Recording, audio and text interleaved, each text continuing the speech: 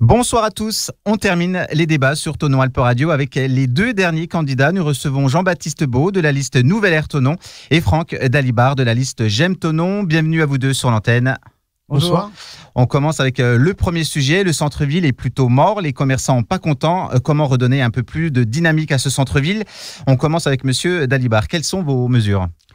En fait, on se rend vite compte que pour avoir des chalands au niveau d'une ville, en fait, il faut redonner vie à cette ville-là. Et donc, il faut redynamiser non pas uniquement le centre-ville, mais il faut redynamiser Thonon.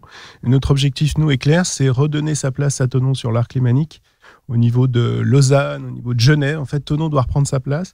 Parce qu'en fait, le consommateur doit vivre une expérience quand il vient faire ses courses à Thonon. Et aujourd'hui, malheureusement, la seule expérience qu'il fait, c'est un peu en regardant des immeubles poussés, comme des champignons. Donc, nous, l'idée, elle est simple. La première, c'est un vrai projet qu'on porte depuis très longtemps. Alors, j'ai vu que certains candidats la reprenaient. C'est de faire de Thonon la capitale de la gastronomie savoyarde parce qu'en fait, on a tous les atouts aujourd'hui. On a la gastronomie savoyarde qui est une des premières de France. On a également l'école hôtelière qui est probablement une des meilleures de France. Donc, l'idée, c'est vraiment de mettre en place ce projet-là pour que les gens ne viennent plus par hasard sur Thonon, mais viennent vraiment par un choix de gastronomie avec de la street food, avec tout ce qui se passe aujourd'hui, et pas uniquement de couvrir des halles comme certains veulent le faire. Et l'idée aussi, c'est la création d'un marché le samedi matin pour redynamiser, en fin de compte, cette ville le samedi, parce que les études qu'on a pu faire dans d'autres villes où ça a été mis en place, en fait, des gens reviennent dans le centre-ville alors qu'avant, ils préfèrent aller dans les zones commerciales à côté de la ville. On a aussi d'autres projets pour aider les entreprises locales à s'installer, parce qu'en fait, c'est important qu'elles viennent s'installer sur Thonon. Et du coup, ça ramènera du monde au niveau du centre-ville, évidemment. Et l'accompagner, ça ne veut pas dire uniquement l'accompagner dans son business plan, parce que ça, généralement, les chefs d'entreprise, les commerçants savent faire. C'est de les accompagner tout simplement au niveau des enfants, des familles, quand on veut s'installer. Les accompagner, inscrire les enfants dans les écoles, dans les associations, pour que l'homme et la femme puissent aussi s'inscrire dans une association, qui se sentent bien tout de suite en arrivant sur Thonon. Pour nous, ça, c'est important.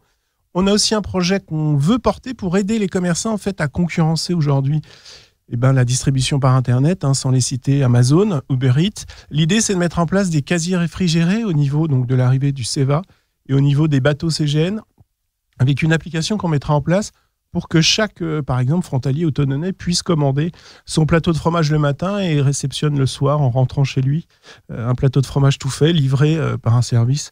Donc on est en train de voir avec les commerçants de quelle manière on peut le mettre en place. Soit c'est la mairie qui gère, soit c'est l'association des commerçants. Le ramassage et la distribution le soir, comme ça les gens peuvent consommer différemment. Donc ça pour nous c'est important. Évidemment, il n'y a pas que ce développement-là, il y a aussi toute la politique événementielle, parce que pour nous, c'est primordial de mettre en place des événements qui vont ramener du monde et qui vont redonner, comme je le disais au début, la place de Thonon dans l'arc lémanique, parce que nous, c'est important.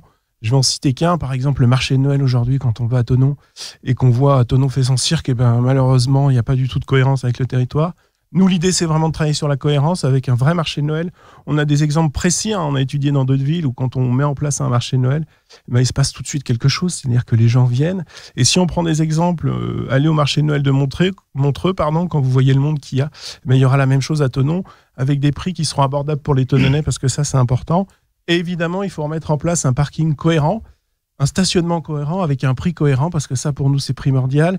Et en effet, on mettra donc la gratuité des samedis selon les événements, tout simplement, et toujours en travaillant, comme on l'a fait depuis 2 ans, en co-construction, avec les usagers, avec aussi les commerçants.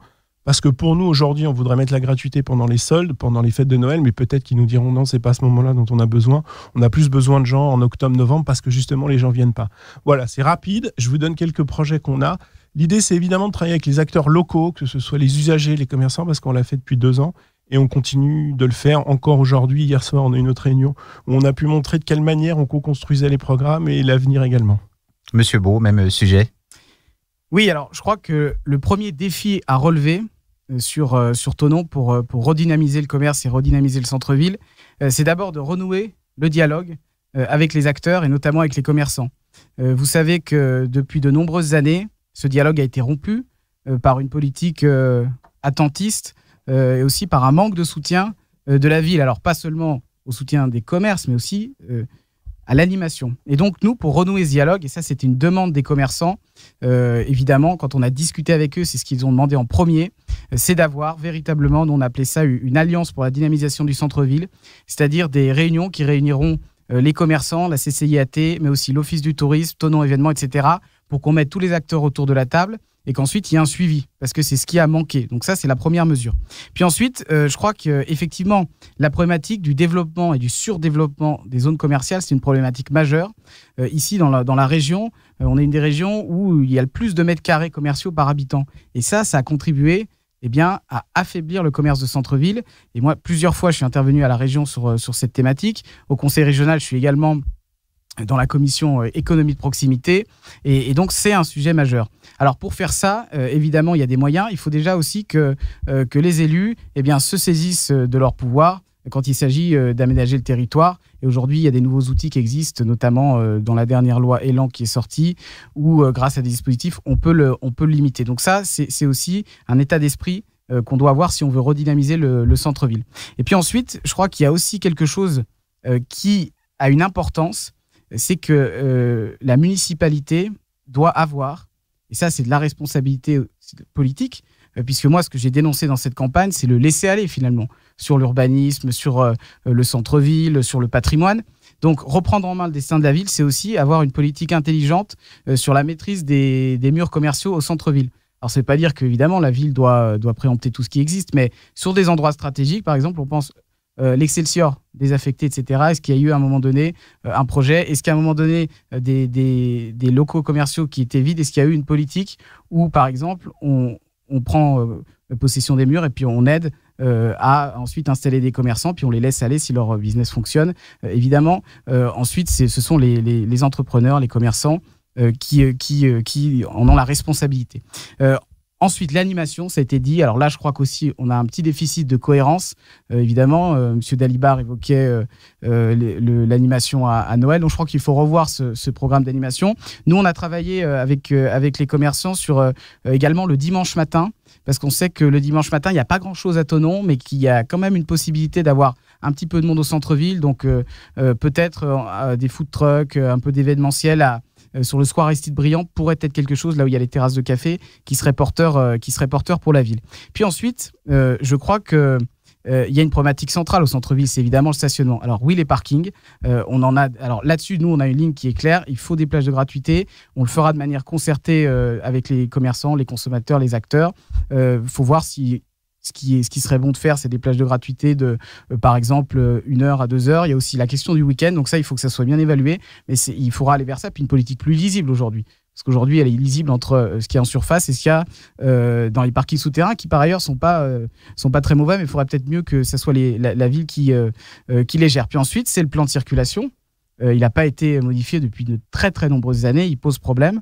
Et nous, on a une mesure forte qui est dans notre programme, c'est aussi de rendre le transport gratuit. Et ça permettra aussi à des gens de venir. Alors du coup, j'en profite vu qu'on je sais qu'on a une différence avec Monsieur Dalibard. On n'en a pas qu'une, je vous rassure, on en a plusieurs. Oui, on en a plusieurs. Mais alors je vais vous interroger là-dessus. Mais je suis pas sûr que ce soit le moment. Mais moi, je veux bien répondre à toutes les. Voilà. Alors attendez. Donc, je crois qu'on parlait du commerce. Oui, justement. À la question. Puis après, on parlera de ça à la fin. Oui. Donc commerce de centre-ville. Justement, ça va favoriser l'économie parce que ça permettra aux gens d'arriver plus facilement.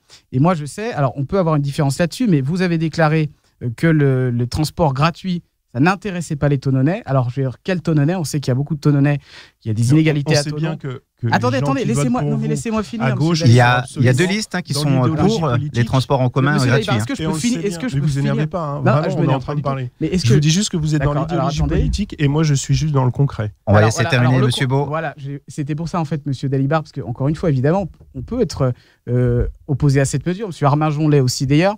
Mais c'était juste pour vous poser la question, pourquoi avoir déclaré que tous les Thononnais n'étaient pas intéressés par les transports gratuits? Parce que nous, on a rencontré, par exemple, l'association de défense des consommateurs, justement, pour les transports dans le Chablais. Et ils nous ont dit qu'ils y étaient favorables. On a rencontré beaucoup de personnes, souvent à revenus modestes, qui aussi y sont favorables, parce que pour eux, économiser 25 € à la fin du mois pour boucler ses fins de mois, bah oui, c'est une mesure de pouvoir d'achat.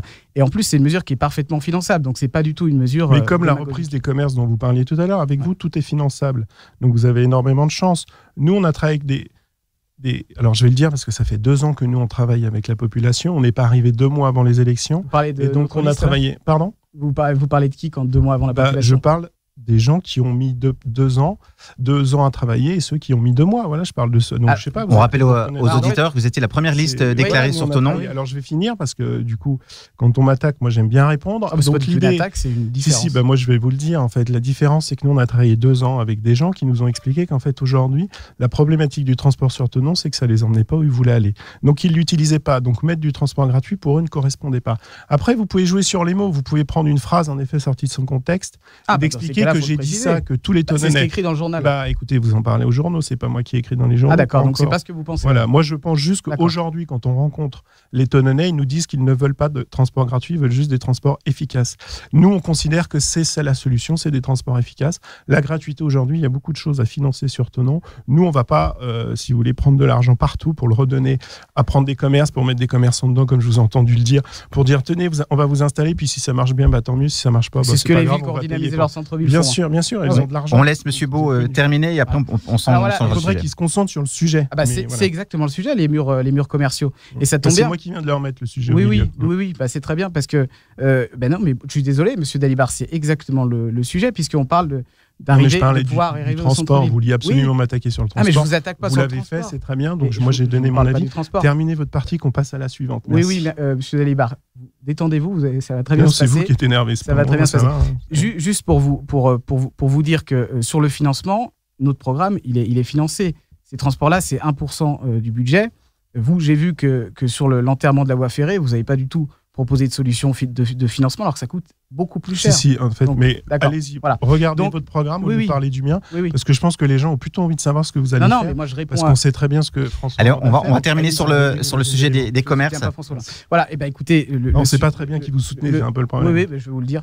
Le sujet des commerces, eh bien, écoutez, je crois que mon temps de parole est épuisé sur ce sujet. Je finissais justement par les transports parce que c'est un moyen d'arriver dans le centre-ville, donc c'est tout à fait dans le sujet. On poursuit sur le tourisme. Thonon-les-Bains est une ville très touristique. Comment mieux accueillir les touristes tout au long de l'année, Monsieur Dalibard? Alors, comment accueillir? Nous, c'est toujours l'idée, c'est d'aller chercher des investisseurs. Et pour aller chercher des investisseurs privés, évidemment, on ne veut pas tout financer de la part de la mairie. Donc, l'idée, c'est de mettre en place vraiment un positionnement, comme je l'ai dit, sur Thonon. Pour nous, Thonon est une porte ouverte sur l'Europe. Et en effet, il faut le dire parce que malheureusement, les politiques depuis plus de 30-40 ans l'ont jamais dit.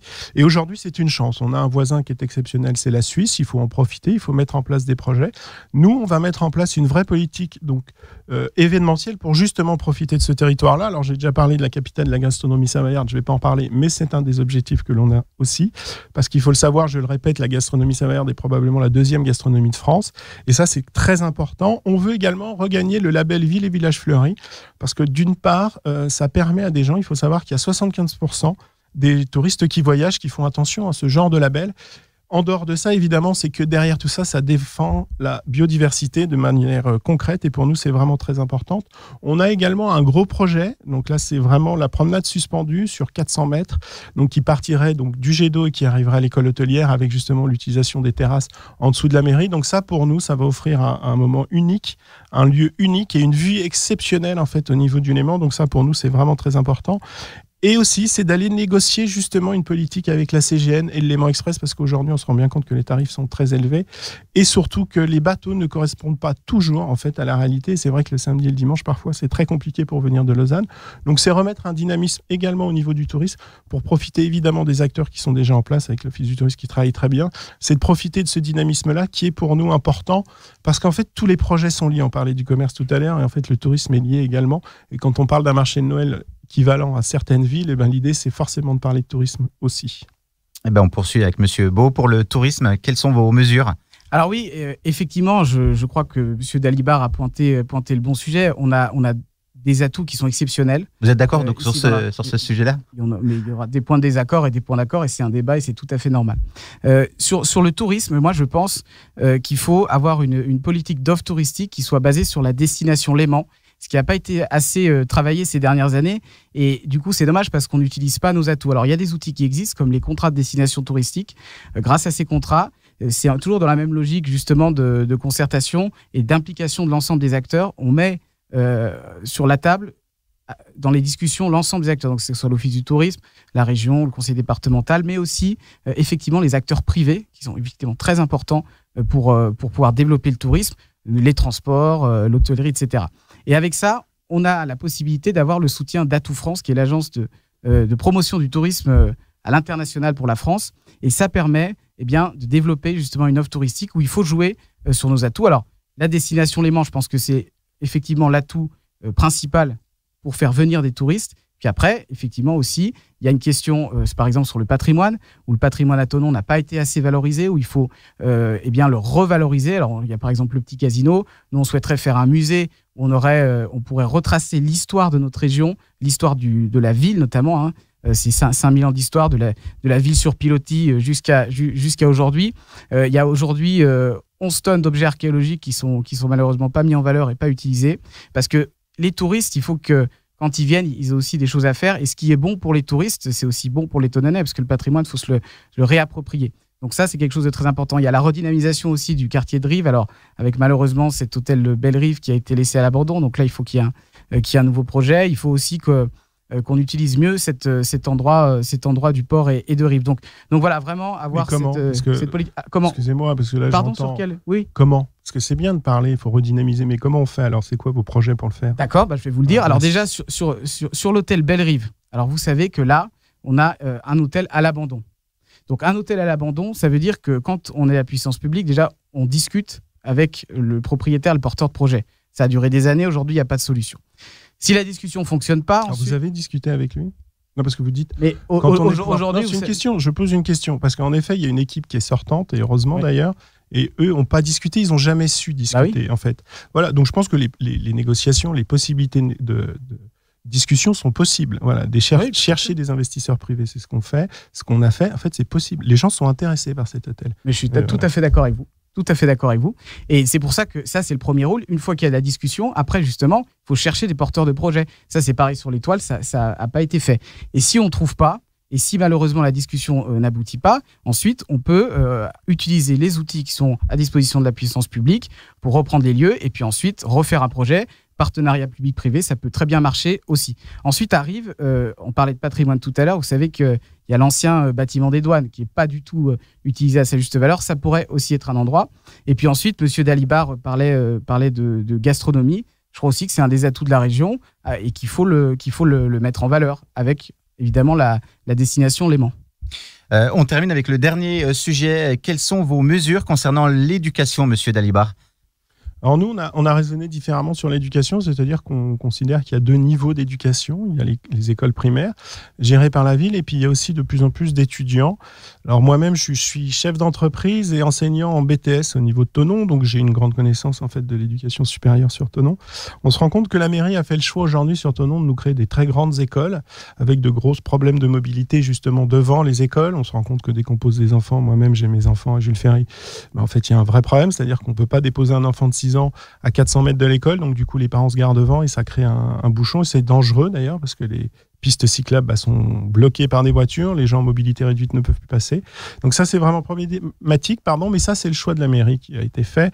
Nous on veut absolument remettre en place une école au niveau du centre-ville parce qu'on se rend bien compte qu'avec toutes les constructions évidemment, il aurait fallu y penser avant, mais ça n'a pas été fait. Donc du coup l'idée c'est pas d'agrandir encore une fois l'école des arts parce que pour nous ça ne correspond pas à la réalité et au choix. Quand on vit dans une ville comme Thonon, on n'a pas envie d'avoir des centres d'écoles très très grandes comme on peut trouver dans d'autres villes. Donc ça c'est vraiment une obligation pour nous de remettre une école centre-ville. Donc ça, c'est vraiment travailler avec les écoles, de mettre en place une cantine centrale donc de la mairie. On ne veut plus travailler en fait avec la grande distribution alimentaire de restauration collective. Ça, c'est un choix. C'est toujours de la cohérence, c'est-à-dire que si on veut que Thonon devienne la capitale de la gastronomie savoyarde, il faut que nos enfants puissent bénéficier d'une bonne cantine bio, locale. Donc ça, c'est un objectif. Et quand je dis ça, c'est évidemment sans travailler avec un groupe qui va nous amener un label bio. Ça, ils n'ont pas de problème. Mais le problème du bio, quand il vient de Colombie, c'est pas tout à fait le même intérêt. Après, c'est au niveau des formations supérieures. En fait, on se rend compte qu'à Thonon, on a l'école d'infirmière, on a aussi l'école d'aide-soignant. On a aussi des BTS au niveau de l'école hôtelière. On a des BTS dans d'autres écoles, dont je fais partie. L'idée, c'est vraiment en fait d'accompagner ces élèves et puis faire venir de nouveaux étudiants parce qu'aujourd'hui, il y a des cas régulièrement quand des parents viennent avec des enfants pour les inscrire, enfin des étudiants pour les inscrire dans les écoles. Et ben, ils regardent le prix du logement et puis là, ils se disent en fait, tu vas aller étudier à Grenoble, c'est mieux, c'est moins cher. Donc ça, c'est pas normal. Donc l'idée, on veut absolument mettre en place, nous, justement, une résidence universitaire pour accompagner de nouveaux étudiants à venir, pour mettre en place une vie étudiante sur Thonon, parce qu'elle a tous les atouts pour les accueillir. Et pour nous, ça, c'est vraiment important. On va également, alors ça, c'est lié aussi à la jeunesse, favoriser, parce qu'on a un problème sur la santé. Et malheureusement, on n'a pas pu en parler. Et peu de gens en parlent pendant la campagne électorale, mais la santé est primordiale et on a un vrai souci sur Thonon. L'idée, c'est d'accompagner la jeunesse thononnaise qui souhaiterait faire des études de médecine, de kiné, d'infirmière, etc., financièrement pour leur permettre de faire leurs études correctement en travaillant régulièrement et ainsi avec l'obligation de s'installer après sur le territoire pendant 5 ans. Voilà. Monsieur, rapidement, merci, Monsieur Dalibard. Monsieur Beau, vos mesures sur l'éducation? Oui, alors effectivement, sur l'éducation, il y a une problématique sur les écoles.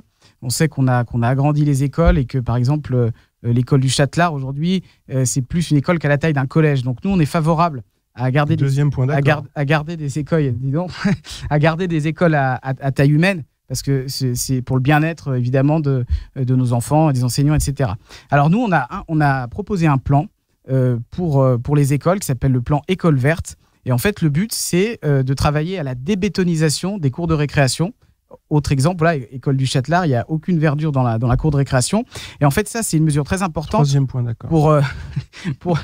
Pour lutter contre les îlots de chaleur. Et avec ces mesures-là, on peut faire baisser de 6 à 7 degrés la température. Et ça, c'est quand même quelque chose, il faut s'en préoccuper. Alors, ça peut aussi aller avec, évidemment, le travail sur des jardins, etc. Et il y a un label qui s'appelle le label Éco-École, qui est soutenu par le ministère de l'Éducation nationale et l'ADEME.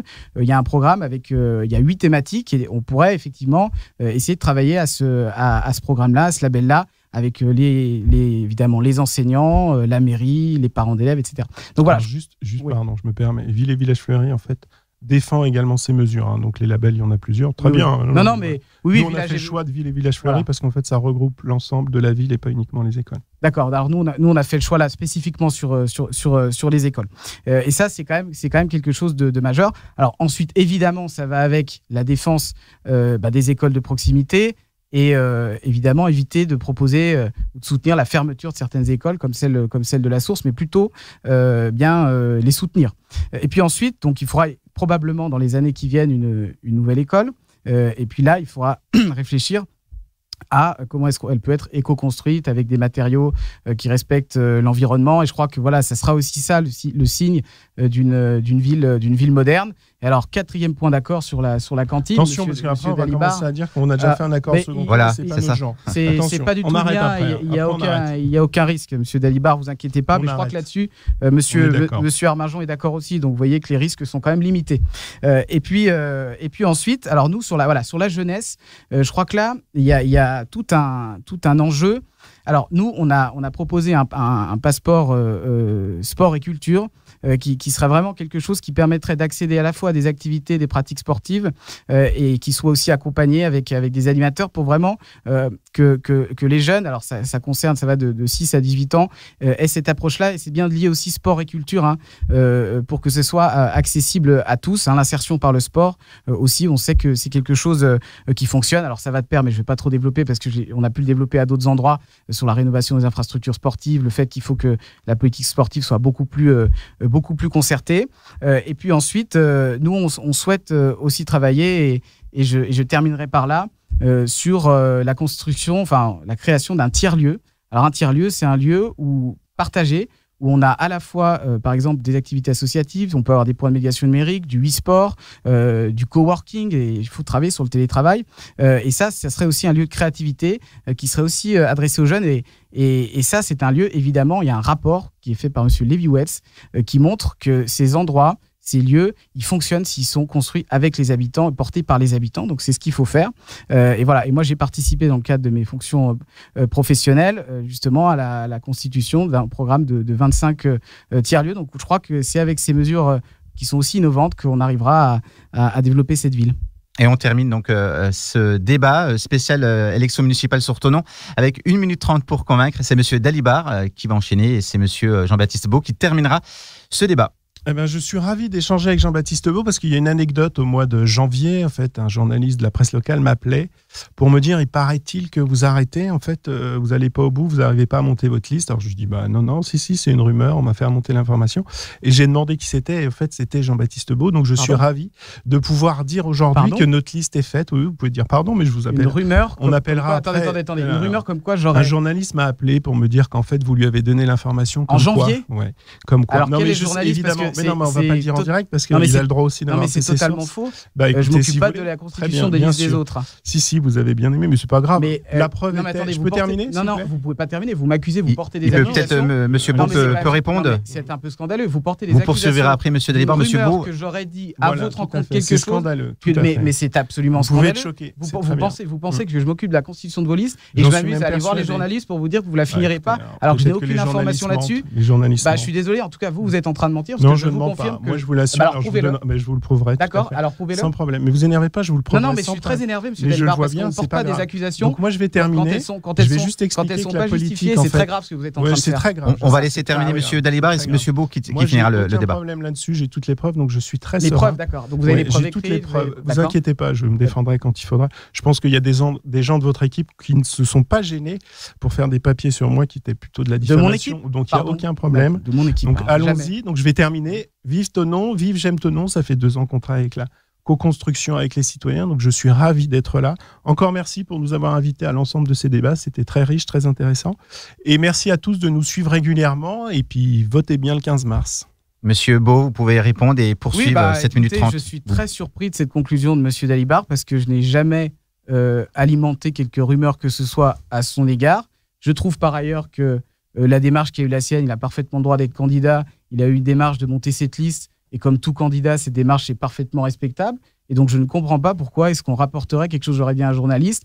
Et je peux vous le confirmer, jamais tenu de tels propos. Et ça serait d'ailleurs bien malvenu d'aller commenter les listes des uns et des autres. Et vous savez, il y a beaucoup de rumeurs qui nous remontent sur moi aussi, que certains auraient dit quelque chose ou une autre. Et je crois que quand on est candidat pour être maire, faut pas y accorder d'importance. Et surtout, j'ai juste remercié. Moi, j'ai surtout pas accuser. Non, mais surtout pas accuser à tort des personnes. Je trouve ça très dommage. Mais enfin, il faut pour moi rester sur le débat de fond et essayer d'élever un petit peu le niveau plutôt que. Il faut aussi assumer. Mais oui, moi j'assume tous mes propos, mais je n'assume pas les propos que je n'ai pas tenus. Voilà. Donc comme ça, on sera d'accord, Monsieur Dalibard. Moi, je crois que dans cette élection, finalement, le choix, ça sera pour les Thononnais, de choisir entre une forme de continuité ou une forme de renouvellement. Nous avons construit un programme qui est basé sur la social-écologie, avec une ligne politique qui est claire, celle de la gauche, de l'écologie et du social. Et c'est ce que nous souhaitons proposer aux Thononnais. Nous souhaitons proposer que l'on fasse de Thonon cette ville écologique et solidaire qui s'inscrive dans les enjeux d'aujourd'hui, la transition écologique, l'enjeu démocratique et aussi l'enjeu social. Et puis, c'est une liste aussi avec des personnes diverses qui viennent de toutes les strates de la société. Et c'est quelque chose pour nous d'important d'avoir cette diversité sur une liste. Et donc, nous appelons les électeurs à faire ce choix du renouvellement le 15 mars. Merci à vous deux d'être venus sur Thonon Alpes Radio. Merci.